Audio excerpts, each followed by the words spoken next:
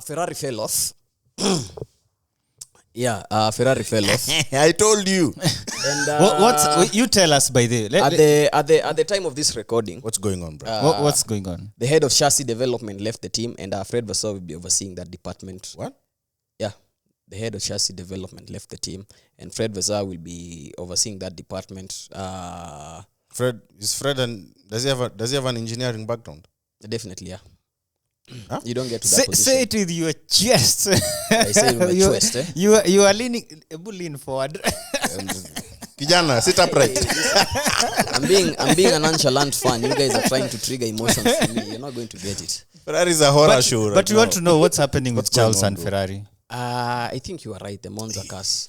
I mean the Monaco cars. Did you see his interview? Charles. It's he Charles said. What did he say? He was tired. Hmm? He's tired. He's tired. Yeah, he's tired. This is becoming too much now because Charles is the one who's actually suffering more. Yeah. Sainz isn't suffering as much. Carlos actually Carlos said he had the best race at Silverstone. I tell you guys, Sainz is a survivor. When it comes to these hard situations, Sainz will deliver, at least will deliver something. Sainz was catching up to Max. I'll talk about in Sainz. Silverstone. I'll talk about Sainz in some context when you get to the driver market section. But let me put it like this. We won.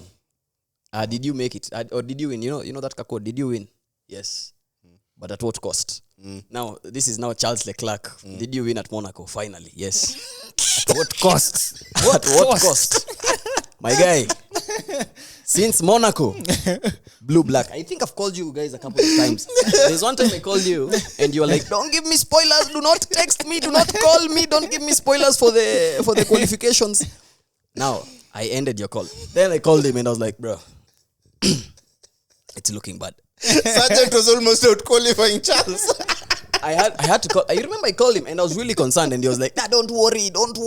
You know, it's just qualification. Come race day, things will be different. No. Bro. Hey. Damn. I really don't know. I remember the last something like that I remember happening to Red Bulls when Checo had like how many minute pit stop? No, personally. And went back to the Nini. Suzuka or where? No. Yeah, last year Suzuka. No. Where where Checo was in the garage, I don't know for how long, and then they let him to go and collect some data or something. No, that is Charles. That is the same vibe. Data collection. It's the same vibe here. Now, what's even Being more crazy? loved. What's even more crazy to me is personally in my own personal life, things haven't been going smooth. Now I've been expecting Ferrari to kind of keep my head away, you know. Instead, But what's up? They brought a flaw and then they said, but I this don't flaw know. is not working. I They don't brought know. back the Imola one. I was always bantering the Mercedes guys with their updates, because every time they brought updates, there were no improvements, no significant improvements. I was like, the updates they're bringing are side mirrors. Bro, these guys had told us they're bringing updates at Imola, they're bringing updates at, I don't know, Austria, they're bringing updates at Silverstone, and they have said they also bring updates at Hungary.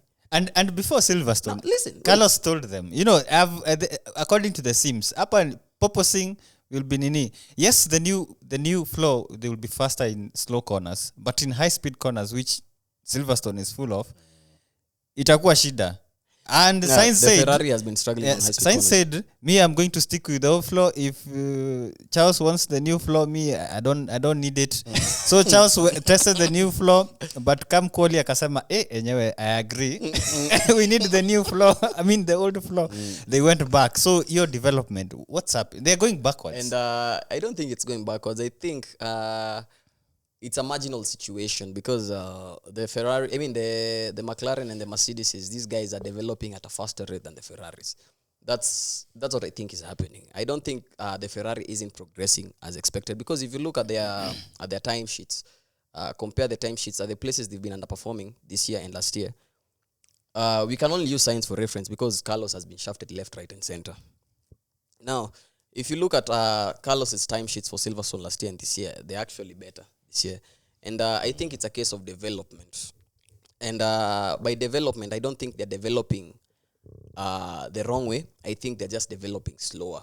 In contrast, or compared reverting to your previous flow, that is a sign of going in the wrong direction. That is not developing. You took a turn somewhere, you gonna